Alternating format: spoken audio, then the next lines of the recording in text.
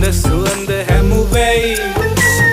ඉඳුරු නටන කොට සොකරි අඩි තිබුණේ වඳුරේ අඳුරු තැනකයි